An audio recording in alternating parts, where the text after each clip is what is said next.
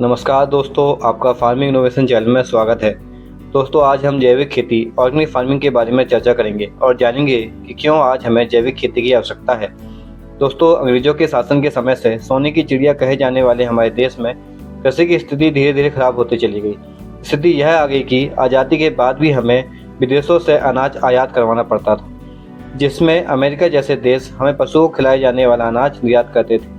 जनसंख्या दिनों दिन बढ़ते जा रही थी। इतनी बड़ी जनसंख्या का पेट भरना एक बड़ी चुनौती थी। इस समस्या के समाधान के लिए तात्कालिक प्रधानमंत्री श्री लाल बहादुर शास्त्री जी के कार्यकाल के समय डॉक्टर एम.एस. स्वामीनाथन के तत्वाधान में 1966 में हरित क्रांति का जन्म हुआ।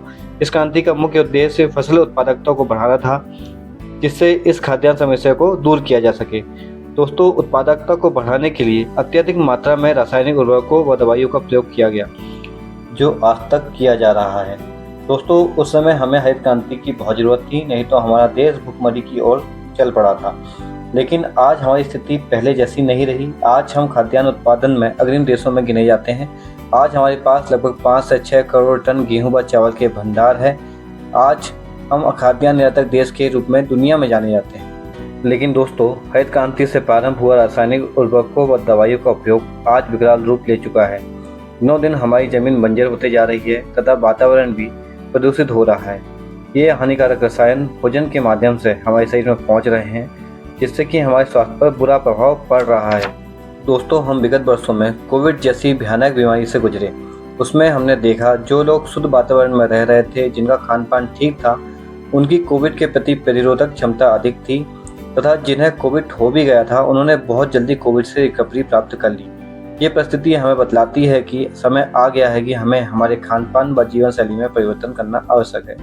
दोस्तों, जीवन शैली को सुधारना तो हमारे हाथों में है, लेकिन खान पान को सुधारने का हमारे पास सिर्फ एक विकल्प है, जैविक खेती। ये दोस्तों, आज हम मिल रहे हैं श्री राहुल कुमार बसूली जी से, जिन्होंने शून्य से जैविक खेती करना प्रारंभ किया और आज जिले के श्रेष्ठ कृषकों में जाने जाते हैं। दोस्तों, श्री राहुल कुमार बसूली जी पावर प्लांट में मैनेजर की पोस्ट पर कार्य करते थे।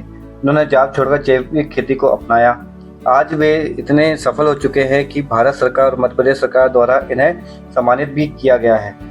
चलिए इनसे हम जानते हैं कि जैविक खेती को स्टार्ट कैसे करना चाहिए, इसके लिए रजिस्ट्रेशन व सर्टिफिकेशन कैसे करवाना चाहिए, जैविक खेती करते समय किन किन बातों का हमें ध्यान रखना चाहिए, इसमें जो रोग और वो कीट आते हैं उनकी रोकथाम हम कैसे कर सकते हैं, इसकी मार्केटिंग व सेलिंग में क्या परेशानियाँ आती है, उसके समाधान क्या है, इस जैविक खेती से फ़ायदा होता है या नुकसान होता है। चलिए दोस्तों, अब मुलाकात करते हैं श्री राहुल कुमार बसूली जी से। आज हम मिल रहे हैं ऑर्गेनिक फार्मिंग करने वाले एक किसान श्री राहुल कुमार बसूली जी से। तो नमस्कार राहुल कुमार जी। नमस्कार भी, नमस्कार। तो सर्वप्रथम आप अपना परिचय हमारे किसानों को दीजिए। जी, मेरा नाम राहुल कुमार बसूले है। मैं पिछले विगत 5 वर्षों से खजरी छिंदवाड़ा में जैविक खेती कर रहा हूँ जी। तो बसूली जी, हम देख रहे हैं कि आजकल के किसान जो है वो केमिकल के माध्यम से खेती कर रहे हैं, बहुत सारे केमिकल डालते हैं, दवाइयाँ डालते हैं, लेकिन आप ऑर्गेनिक फार्मिंग की तरफ कैसे आए? भाई साहब, ये एक बहुत गंभीर विषय है। मैं क्योंकि इंजीनियर हूँ, मैं कोराडी के थर्मल पावर प्लांट में मैनेजर के पद पे था और मैंने जहाँ तक देखा कि केमिकल से जो साइड इफेक्ट हो रहे हैं, बीमारियाँ हो रही है, इसका बहुत प्रभाव हो रहा है लोगों के स्वास्थ्य पे। इसलिए बहुत जरूरी था कि पहले खुद अपन जैविक उगाओ, खुद खाओ और लोगों तक पहुँचाओ। जी, तो आप क्या क्या चीज़ों का ध्यान रखते हो ऑर्गेनिक फार्मिंग करते समय? भाई साहब, ऐसा है ना कि जो केमिकल यूज हो रहा है, जो रसायन यूज हो रहा है, उसको तो अपने को अपने खेत में बिल्कुल भी प्रतिबंधित कर देना है। हमें बिल्कुल भी केमिकल का उपयोग नहीं करना है। लेकिन ये वाक्य मेरा लोगों को सुनने में बड़ा अटपटा लगेगा, क्योंकि आजकल हमारी जमीन बहुत बंजर हो चुकी है और जहाँ तक का सवाल है केमिकल यूज नहीं करने का, उसके बिना हमारा प्रोडक्शन नहीं आता है जी। तो इस विषय में मेरा ये कहना रहेगा कि हम लोग समन्वय खेती करें जी। शुरुआत जब हम जैविक करने जा रहे हैं तो हम केमिकल को धीरे धीरे कम करें और उससे क्या होगा कि हमारी जो जमीन है उसमें भी उर्वरक शक्ति बढ़ती जाएगी और हम लोग जैविक की तरफ आ जाएंगे जी। हमने सुना है कि जैविक खेती से कोई फायदा नहीं होता। बहुत सारे लोग जैविक खेती स्टार्ट तो करते हैं जी, लेकिन उसको लंबे समय तक लेके नहीं जा पाते। तो इसके विषय में आप क्या कहना चाहेंगे? ये बहुत अच्छा प्रश्न है भाई साहब। इसमें ऐसा है ना कि लोगों को ऐसा लगता है कि तुरंत में हमें लाभ मिलना चाहिए जी। किसानों का क्या रहता है कि हमने जैविक खेती आज करे, आज ही हमें 2 रुपए की चीज 200 रुपए में बिक जाए। तो ये मनोभाव जो है इसको थोड़ा सा बदलना पड़ेगा। आप प्रोडक्शन की तरफ ध्यान दो।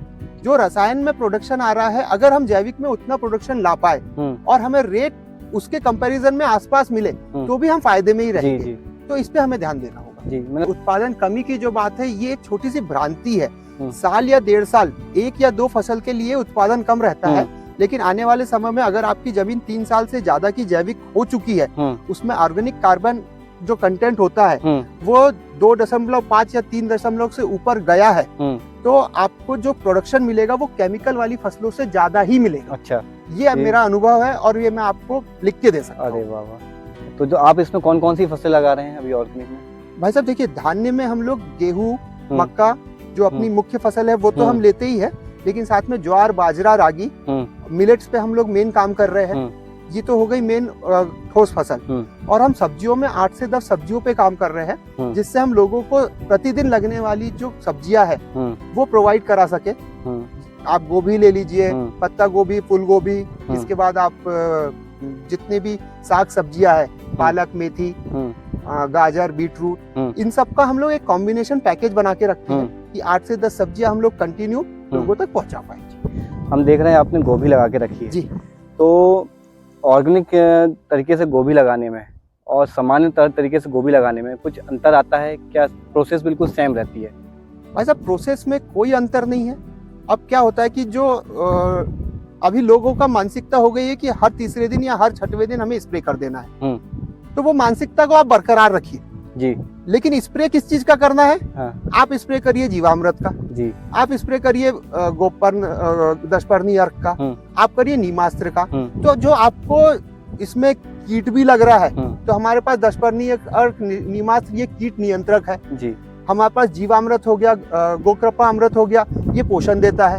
तो इस चीज को आप कंटिन्यूएशन में रखिए, हर 7 दिन में स्प्रे करिए। ड्रिप्स है तो ड्रिप से चलाइए, आपकी फसल में रोग नहीं लगेगा और प्रिकॉशन होते जाएगा। ऑर्गेनिक में एक चीज का बहुत जरूरी ध्यान देना होता है कि रोग आने से पहले हम लोगों को उसको कंट्रोल कर लेना पड़ता है, नहीं तो हम मुश्किल में पड़ते हैं। यदि रोग आ जाता है तो क्या ये इजीली कंट्रोल हो जाता है कि इसमें समस्या होती है? इजीली तो नहीं हो पाता, लेकिन उसके लिए फिर कुछ प्रिपरेशंस है जो ज्यादा हैवी होते हैं। जैसे हम नीमास्त्र और दशपर्णी अर्क को नॉर्मली चलाते हैं तो हमारे रोग कम होते रहते हैं, लेकिन जब थोड़े से रोग दिखने लगे तो हमें फिर ब्रह्मास्त्र की तरफ जाना है। अच्छा। और हमारा एक अग्नि अस्त्र होता है। ऐसे 2-3 चीजें कॉम्बिनेशन करके जब हम चलाते हैं तो वो रोग खत्म होता है जी। कोशिश करें, ऑर्गेनिक कर रहे हैं तो प्रिकॉशन लेते रहे कि रोग आए ना। अच्छा जी। तो राहुल जी, आप बता रहे हैं कि आप ऑर्गेनिक फार्मिंग करते हैं, तो लोग कैसे विश्वास करेंगे कि आप ऑर्गेनिक फार्मिंग कर रहे हैं? बहुत अच्छा सवाल है भाई साहब। ये सबसे गहरा विषय है कि आप जो प्रोडक्ट खा रहे हो वो ऑर्गेनिक है कि नहीं है। बिल्कुल। इसकी जानकारी सामने वाले को कैसे होगी? कोई भी जाएगा बोलेगा मेरा केमिकल वाला है, ये ऑर्गेनिक है। इसकी एक बाकायदा सरकार ने प्रक्रिया बनाई है जी। एक सर्टिफिकेशन प्रोसेस है जिसके थ्रू आपको 3 साल तक गुजरना होता है। वो सर्टिफिकेशन प्रोसेस जैसा हम लोगों का ISO का सर्टिफिकेशन होता है, बाकायदा उसकी कमेटी रहती है, वो आके आपके खेत को पूरा चेक करती है हर 3 महीने में, 4 महीने में, और फिर उसके हिसाब से आपको PGS का सर्टिफिकेट मिलता है। PGS बोले तो पार्टिसिपेटरी गारंटी सिस्टम। इसमें आप लोग, सरकार का इतना अच्छा इनिशिएटिव है भारत सरकार का कि हमें भारत सरकार जैविक का प्रमाणीकरण का सर्टिफिकेट देती है। ये हम सब लोगों को दिखा सकते हैं कि हमारा पूर्ण जैविक है और ये हम उसको अच्छे से बेच सकते हैं जी। तो उसका सर्टिफिकेशन लेने की प्रोसेस क्या है? प्रोसेस ऑनलाइन है, काफी आसान है, लेकिन इसमें कम से कम 5 फार्मर मिनिमम लगते हैं। तो हमारा तो स्वयं का PGS का ग्रुप है, श्री राम जैविक कृषक समूह के नाम से। जो भी जैविक किसान हमसे जुड़ना चाहे वो हम अपने समूह में उनको साथ में जोड़ लेंगे, और अगर वो स्वयं अपना ग्रुप बनाना चाहता है तो pgsindia.com करके वेबसाइट है, उसमें जाके वो अपना ग्रुप बनाए और अपनी चीजों को सर्टिफिकेट करके बेचे। और हमसे जुड़ते हैं तो हम लोग अपनी एक अच्छी बड़ी कम्युनिटी बना लेंगे और हम लोग उसको मार्केट अच्छे से कर पाएंगे, लोगों के प्रोडक्ट को अच्छा दाम दिला पाएंगे। तो राहुल जी, आपके साथ क्या कुछ लोग ऑर्गेनिक फार्मिंग की ओर जुड़े हैं? क्या भविष्य में कुछ लोग और जुड़ना चाहते हैं? तो इसको लेकर आपकी प्लानिंग क्या है? भाई साहब, ऑर्गेनिक को लेके काफी क्रेज है। किसान आज की डेट में मेरे साथ 50 से 60 फार्मर कंटिन्यू में जुड़े हुए हैं, और ये मुझे 500 किसानों तक अपना ग्रुप को बढ़ाना है, ये मेरा प्लान है। लेकिन साथ में जो चीज है कि हम लोग सिर्फ ऑर्गेनिक प्रोडक्ट में रॉ मटेरियल ही ना बेचें, इसकी एक प्लान कर रहे हैं कि हम लोग एक फूड इंडस्ट्री ऐसी खड़ी करें जो ऑर्गेनिक का माल को प्रोसेस करके अपन आगे बेचें। तो ये अपने आगे की फ्यूचर प्लानिंग। मतलब आप प्रोसेसिंग की तरफ जाने वाले हैं? जी, हम लोग जो प्लान कर रहे हैं इसमें प्रोसेसिंग रहेगी, और प्रोसेसिंग में ऑर्गेनिक के सर्टिफिकेशन के तहत हम लोग अपने प्रोडक्ट को सेल करेंगे। राहुल जी, ये वीडियो बहुत सारे किसान देख रहे हैं, बिल्कुल, है ना? तो आपने जब इसको स्टार्ट किए थे ऑर्गेनिक फार्मिंग, तो इसकी स्टार्टिंग कैसे की आपने? भाई साहब देखिए, ये विषय मेरे लिए बहुत नया था। खेती किसानी, मतलब मुझे तो यहाँ तक नहीं पता था कि बीज से पौधा कैसे उगेगा खेत में मैं लगाऊंगा। तो मैंने सबसे पहले ट्रेनिंग किया। अब ट्रेनिंग में भी विश्वसनीय जगह से ट्रेनिंग करना ज्यादा अच्छा होता है। तो अपने यहाँ regional centre of organic farming Nagpur में है, जबलपुर में है, गाजियाबाद में है। ये नेशनल लेवल के इंस्टीट्यूट है।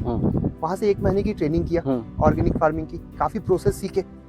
इसके बाद जीरो बजट फार्मिंग में जो प्रोसेस होती है वो वीडियोस देखे, वो जो अपने लोग हैं उनसे बात किए, मिले। हमने फिर centre of excellence of vegetable Karnal में है, हरियाणा में, वहाँ से ट्रेनिंग प्राप्त किए। Scientific way of dairy farming and scientific way of fish farming, इसकी हमने ट्रेनिंग की है। क्योंकि कोई भी चीज अगर करना है, आपको फार्मिंग करना है, तो इंटीग्रेटेड वे में जाना पड़ेगा। आप इंटीग्रेटेड फार्मिंग करोगे तो ही आप सक्सेस होगे। हमने मशरूम की training directorate of mushroom Solan, Himachal Pradesh, वहां से किए। तो हर तरह के मशरूम उगाने की ट्रेनिंग हो गई। तो हम आज मशरूम का भी प्रोडक्शन ले पा रहे हैं और मशरूम को लोकल लेवल पे सेल भी कर पा रहे हैं। तो आपको सबसे पहले आपको करना क्या है वो डिसाइड करिए और उस विषय में पहले पारंगत हासिल करिए। ट्रेनिंग लीजिए। अगर किसी को कोई जानकारी चाहिए तो आप आपके वीडियो के माध्यम से आपका नंबर और हमारा नंबर शेयर करिए, ताकि हम अपने फार्म पे भी ट्रेनिंग देते हैं लोगों को। अगर पास में पड़ता है तो वो यहाँ आके ट्रेनिंग ले सकते हैं। तो राहुल जी, आपको 3-4 साल हो गए हैं ऑर्गेनिक फार्मिंग करते हुए। बिल्कुल। तो पहले की अपेक्षा अभी आपकी जमीन में क्या अंतर आया है? भाई साहब, ये देखने वाली बात है, क्योंकि जब मैंने ऑर्गेनिक फार्मिंग शुरू किया उस समय सबसे पहला काम होता है मिट्टी का परीक्षण कराना। कोई भी खेती कर रहा है तो सबसे पहले मिट्टी का परीक्षण जरूरी होता है। मेरे मिट्टी का परीक्षण की रिपोर्ट है, मैं आपके साथ शेयर करूंगा। उसमें मेरा यहाँ मिट्टी का ऑर्गेनिक कार्बन था 0.5%, जो कि बहुत कम होता है। आज की डेट में मेरे पास, मैंने जब टेस्ट करवाया हूँ तो ये 3.5 और उसके ऊपर है। तो इससे क्या होता है, ऑर्गेनिक कार्बन यानी क्या, आपकी मिट्टी में पोरोसिटी आ जाती है। आपकी मिट्टी में खुद केचुए जन्म ले लेते हैं और ये चीज मिट्टी को चाहिए। अगर मिट्टी में हवा जाने की जगह रहेगी, पानी को सोखने की क्षमता रहेगी, तो वो अपने आप फसल को भी उगाएगी और उत्पादन भी ज्यादा देगी। आज जो मेरी मिट्टी है, ये आज से 5 साल पहले ऐसी नहीं थी। जो हाईएस्ट कैपेसिटी के ट्रैक्टर हुआ करते थे वो मुझे चलाना पड़ता था, तब जाके मेरी जमीन बनती थी। लेकिन आज मेरे पास गोवंश है, मेरे जो बैल है, बैल की जुताई से ही मेरी जमीन बहुत अच्छे से बन जाती है। जुताई, बखराई, निंदाई, सारी चीजें हो जाती है। एक चीज का और ध्यान रखना होता है ऑर्गेनिक फार्मिंग में, आपको हर्बिसाइड यूज नहीं करना है, आपको निंदा नाशक यूज नहीं करना है। उसके लिए गोवंश बहुत जरूरी है। अगर आपके पास बैल है तो आप डौरा मार सकते हो, डौरा मार के आपकी निंदाई हो जाएगी। और दूसरी चीज है, या तो बनिहार लगा के कराओ। जी। तो राहुल जी, आप अपने प्रोडक्ट की मार्केटिंग और सेलिंग कैसे करते हैं? भाई साहब, 4-5 साल से जब मैं यहाँ छिंदवाड़ा में आके बसा हूँ, लोगों से संपर्क हुए, लोगों को विश्वास हुआ, तो काफी लोग तो मेरे पास फार्म से ही मेरा सामान बिक जाता है। बाकी क्योंकि खेत रोड पे है, मैंने खेत पे मेन रोड पे ही एक अपना आउटलेट बना रखा है, जहाँ से मेरे मैक्सिमम चीजें सेल हो जाती है। और मेन होता है माउथ टू माउथ पब्लिसिटी। जो मेरे से लोग मिलते हैं, जो मेरे से जुड़े हुए लोग हैं, वो एक दूसरे को बताते हैं और मेरा माल जाता है। जहाँ तक बात रही बाहर भेजने की, मेरा अंतरराज्यीय स्तर पे भी माल जा रहा है। अच्छा। तो इसमें मैं बता दूं कि मैं महाराष्ट्र में नागपुर में अपना माल बेच रहा हूँ, पूना और मुंबई मेरा माल जा रहा है। इसके साथ नोएडा, गुड़गांव जो एनसीआर रीजन है, वहाँ पे मेरी चीजें जा रही है, जो सूखी चीजें हैं, मिलेट्स हो गए, ज्वार, बाजरा, गुड़, ये सब चीजें मेरा अंतरराज्यीय जा रहा है। और सब्जियों को अपने को यहीं पे बेचना पड़ता है। तो राहुल जी, हमने सुना है कि ऑर्गेनिक फार्मिंग से जो अपन खेती करते हैं जी, उससे बने प्रोडक्ट की या सब्जियों के रेट जो होते हैं वो सामान्य के तौर पर अधिक होते हैं, तो उसके विषय में थोड़ी आप जानकारी दीजिए। देखिए भाई साहब, ये थोड़ी सी भ्रांति होती है कि रेट ज्यादा होते हैं। रेट ऑलमोस्ट वहीं तक रहता है, लेकिन जो बीच की अपनी एक दलाली वाली प्रोसेस है वो खत्म हो जाती है। आप एक चीज समझिए, मैं मेरी कोई भी सब्जी 40 रुपए किलो बेचता हूँ। मार्केट में हो सकता है मंडी में वो 2 रुपए किलो भी बिके या 10 रुपए किलो भी बिके, लेकिन एक नॉर्मल इंसान मार्केट में खरीदने जाता है तो 30 रुपए 40 रुपए किलो ही सब्जियां मिलती है। मेरी हर सब्जी 40 रुपए किलो बिकती है और अच्छे से लोग लेके जाते हैं। मेरा गेहूं का दाम मैंने 4,000 रुपए क्विंटल रखा है, 40 रुपए किलो। शरबती गेहूं है, मार्केट में 32 से 35 रुपए में शरबती गेहूं आता है, मैंने 5 रुपए ऊपर एक्स्ट्रा रखा हूँ। लोग हंस के दे देते हैं, उनको पता है कि ये केमिकल फ्री विषमुक्त चीज है, उसको देने के लिए 5 रुपए के लिए वो आगे पीछे नहीं दे। तो इतनी महत्वपूर्ण जानकारी के लिए बहुत बहुत धन्यवाद राहुल जी। हम अगले वीडियो में आपसे इसके जैविक दवाइयों के बारे में और अन्य चीज़ों के बारे में जानकारी प्राप्त करेंगे। बिल्कुल भाई साहब, अपन नेक्स्ट टाइम ये भी रखेंगे कि कौन सी दवाइयाँ किस प्रकार से बनती है, उसको खेतों में डालने का क्या प्रक्रिया होती है, हम लोग व्हाइट रूट्स कैसे बढ़ा सकते हैं और विभिन्न तरीकों से हम लोग कैसे जैविक खेती को बढ़ावा दे सकते हैं और ज्यादा उत्पादन ले सकते हैं, हम लोग सारी बातें करेंगे। धन्यवाद। धन्यवाद, थैंक यू।